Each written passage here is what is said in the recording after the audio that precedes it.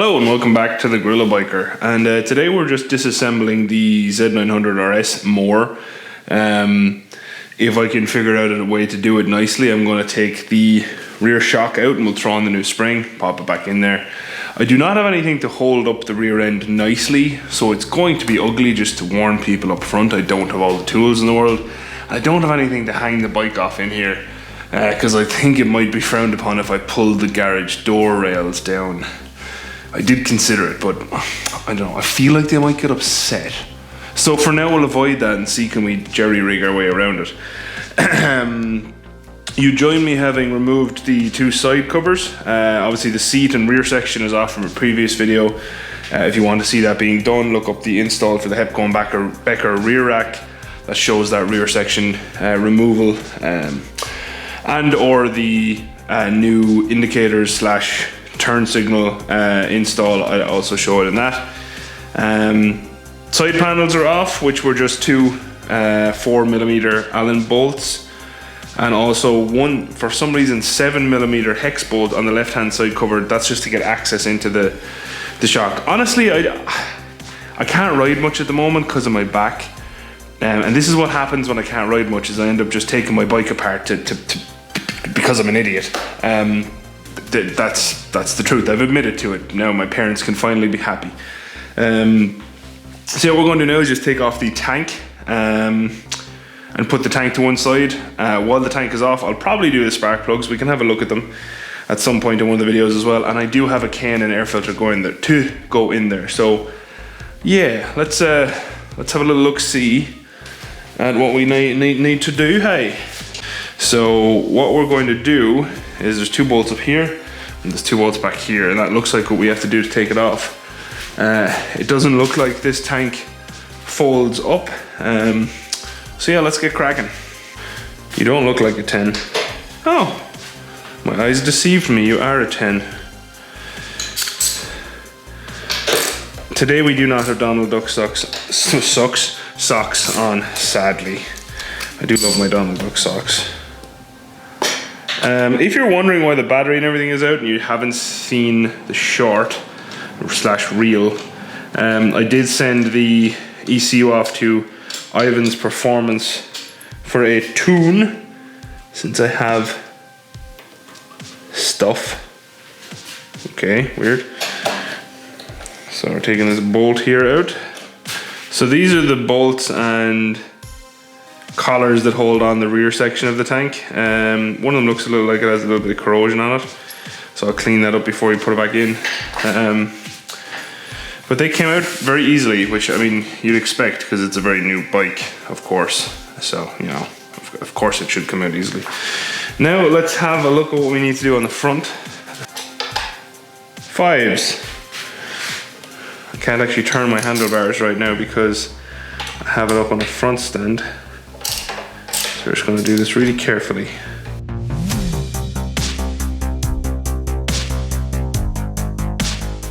So now we're just going to see. Okay, that is the tank lifting. Where are my fuel line connections and whatnot? They are back. I'm going to show you these. But basically all the fuel line connections and stuff are right in under here, so I just need to figure out how to unhook them, and then I can just lift the whole tank off, which is, honestly, I know it sounds scary removing your tank. A lot of people, when I do it, say in other videos, oh, it's unnecessary, you don't need to do it. And while they're correct, you don't need to do it. It does simplify things. You have a lot more access for everything. I generally just like to take it off if it's an option. Okay, so I did accidentally turn off the camera. I forgot to turn it back on. But to show you, it's probably easier anyway. This little guy down here, you have to lift up this tab, and then you can pull out the connector for the fuel tank, which is this one. And then for this guy here, which is the fuel line connector, you want to pull out that lock, which is a little tab here for a screwdriver. You just pull it out. Well, you can twist it. You basically get a flat head screwdriver there and twist. You want to then disconnect this guy, and the other one you can actually pull out with the tank because it's not locked to anything. It just kind of slides back down in here, so I can reseat that later. What this has done is, number one, we can now clean this because it's filthy, and also get access to the shock. Yay! But first, let's change the filter to see how it looks. Definitely not the worst tank I've ever taken off, but also by far not the easiest. Mainly because the paint is so pretty on it, you have to be so careful, which was honestly a large part of why I was being as careful as I was. Because you don't want to hurt a tank that pretty. So to get to my spark plugs, actually looks pretty straightforward as well. We'll just take off this whole box, but then they seem to be accessible. But first and foremost, let's have a look at my air filter. Power tools have spoiled me and I don't care.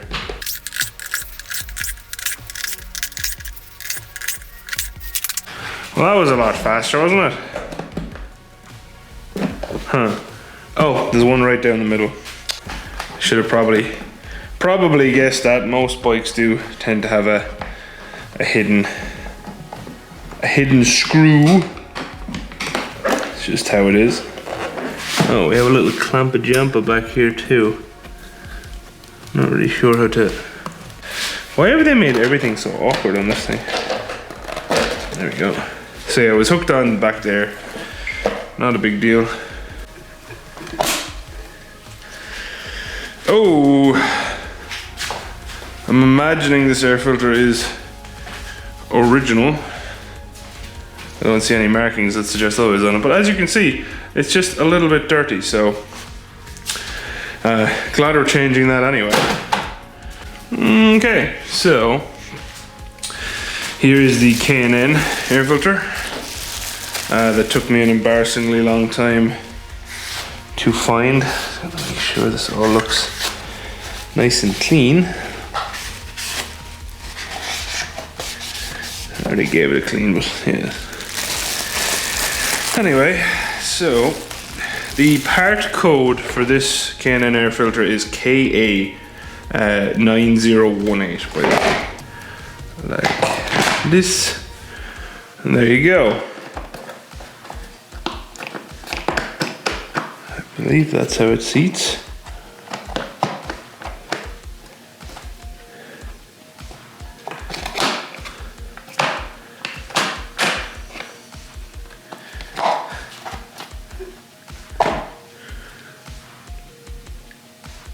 Yeah, definitely that way around. So K and N facing up, which makes sense. Then we will pop back on the air filter cover. And I will have to take all this back off, of course, for doing spark plugs, but I'm okay with that. I'd rather have it done just in case I don't end up buying spark plugs straight away, or you can get delays in life. You know that. The interesting thing here is you have to get the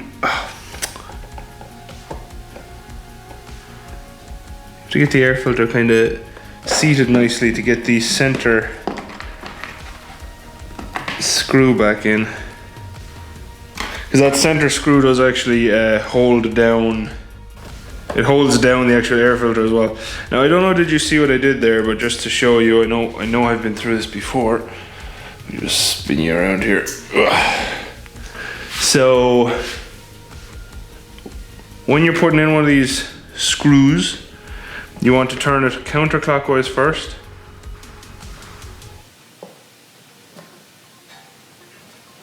There, until it falls onto the threads. Because it is a metal bolt into a plastic case and you don't want it to cut new thread. So let me just pop all these back in, and obviously I will not be using the power tool to put these back in. It will be hand power only, just so we do as little damage as possible.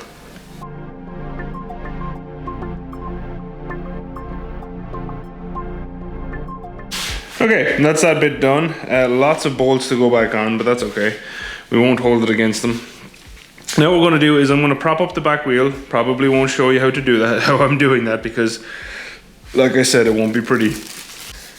Don't forget to put on your weird flooper flapper again also. Can't forget the flooper flapper, very important piece of equipment, the flooper flapper. So I'm going to jam up the back wheel onto the subframe, just because I don't have anything to hang anything off, like I said. I'll show you what I mean in a second. Okay, I apologize in advance for this. I've jammed up the back with wood. Bike is in gear. It's terrible, but it's the best I can do right now. So what I'm going to do next is just remove these two bolts here. I'll let you know the size in a second, and also these two back here. Then we should be able to take out the whole shock and put on the new spring. Stay tuned. This is either going to go fine or terribly. There's no in between.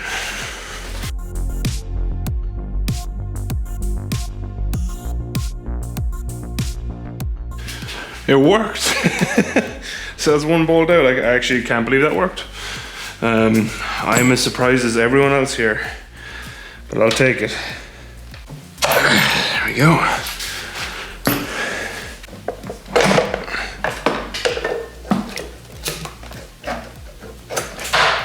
Okay, up through there, easiest. So now what we have to do is take off these rings here. I don't know, can you see this actually? Take off all these guys up here, the lock rings, and then I can put on their spring. But essentially all I've done is clamp this up nice and safely. I used a C-spanner to take off the lock ring, and that's going to come all the way off.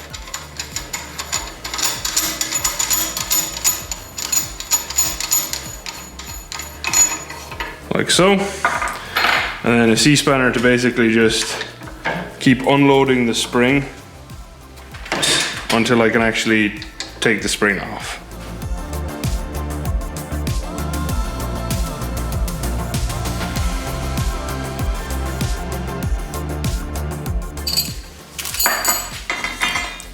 And off comes the old spring.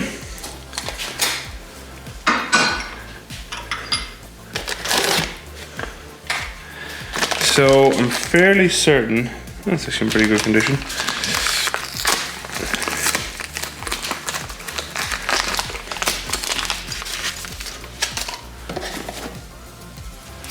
They give me new bits.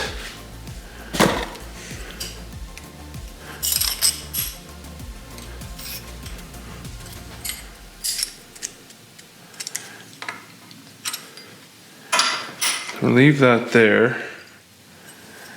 Then, does that sit on down there?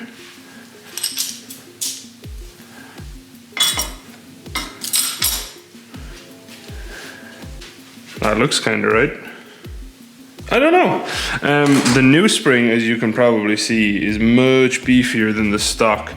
And as you can see, the stock is also a little bit longer, which is, I'm guessing, why they gave this adapter, just to kind of push it up a bit. I wonder, will this fit? Do I need it?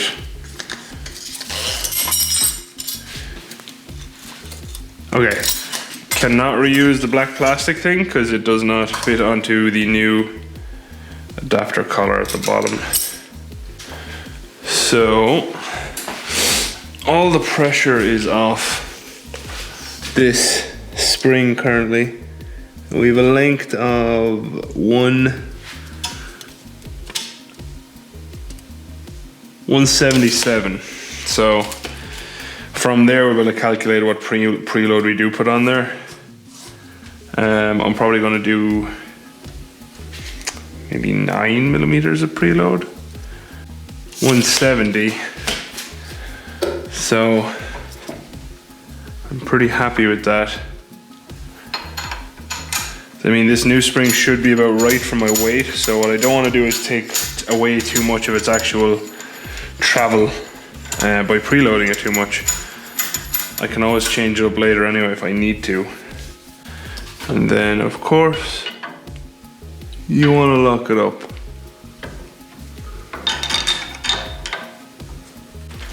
And voila, we have a new eye-back spring. So let's throw this back into the bike.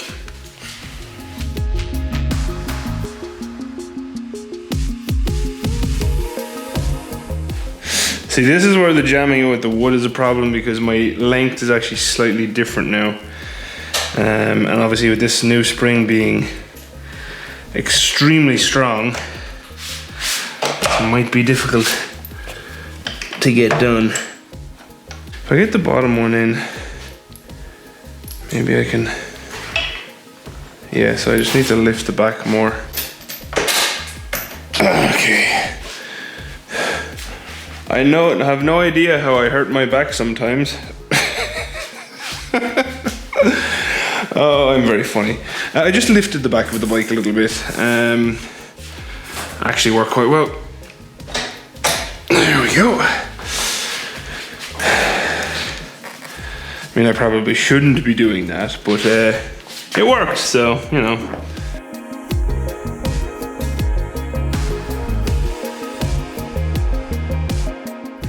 Okay, I will check the torque on the spring later, but first let me show you this thing. So I think the color actually is pretty cool. I mean, it's for function more so than anything else anyway, but there we go. Not that hard, honestly. Obviously it'd be better if you had something you could sling the back of the bike off, and kind of adjust the height that you're working with. But I am pretty damn happy with that. And yeah, I mean, like I said, not too hard. So definitely tomorrow I'm going to see, can I go grab some spark plugs just to have, you know, the spark plugs done while I have it this much apart. But here is the old spring, nice and small. Much lighter weight than this beast. So yeah, not too bad. Race Tech, thank you very much for actually stocking a spring for someone my size and weight. Pretty awesome. Very happy with that. And yeah, not too bad to get in there. So next I do have to do the fork springs, which are going to be slightly worse. Not worse, but slightly more difficult. So that's it. I know the lights are behind me. I'm tired. It's like 11 p.m. And it is a Friday, so I was working today. So that's all I really have time for. If you've watched, thank you very much for watching. Like I said, I know that wasn't the prettiest solution to jack up the back, but this is something that I have said the whole time on this channel, is I have always just tried to do the jobs that a lot of people think they can't do, just with the tools I have. Today I had a little bit of Michael's strength and some blocks of wood, and that got that job done. It really was not too bad, so very pleased we got it done. Very pleased that I have a spring rated for my weight now, and really looking forward to trying it. So still lots to do. Have to get the ECU back, have to plug that back in. Obviously have to get the tank back on. Air filter's done. I would like to do spark plugs. We'll see how that goes. I'm also not pushed about it. They are working fine, but I just like, when I have it down this far, I'd like to do it. And yeah, if you have any questions, please do leave them down in the comments. If you have any comments on my MacGyvering, I really don't care. Like, genuinely, for quite a few years now I've been doing this, and you always get the one person who's like, why didn't you go out and buy €800 or dollars more in tools, and you could have done this job the correct way. I'm like, yeah, but it's my bike and it worked. So nothing was damaged, nothing was scratched. Sometimes things just work. If you watched this far, thank you very much for watching. As always, a very special thank you to all of my patrons. I cannot describe to you how excited I am about all the mods I'm doing to this bike, and some of them would not have been possible without the support of the patrons. So I really do appreciate you all, and I think you all know that, because I get soppy sometimes with the patrons. You know, it is what it is. Men can have emotions too. Get over yourself. They can, but you know, it's funny to say it out loud too. Either way, that's it. So yeah, thanks again for watching. Adios. Outro crew. I will say the Hepco and Becker doubled up today for being a pulling tool. So Hepco and Becker just keep getting my votes for stuff. I really do like my Hepco stuff. So yeah, go buy some Hepco and Becker if you want to. I mean, you obviously don't have to, but if you want a Z900RS, I do recommend this rear rack because I think it's pretty as hell. Just my opinion, you know. Usually my opinion's right, but it is just my opinion. Would you buy anything from Hepco and Becker Outro Crew? Let me know. Sorry, my brain turned off a little bit there for a second and I forgot what I was going to ask. Again, it's 11 p.m. and it's been a long week. Sleeping with a bad back, not a bad back, a currently injured back is difficult, so. But it is what it is. Happens to us all sometimes, eh? Anyway, bye Outro Crew.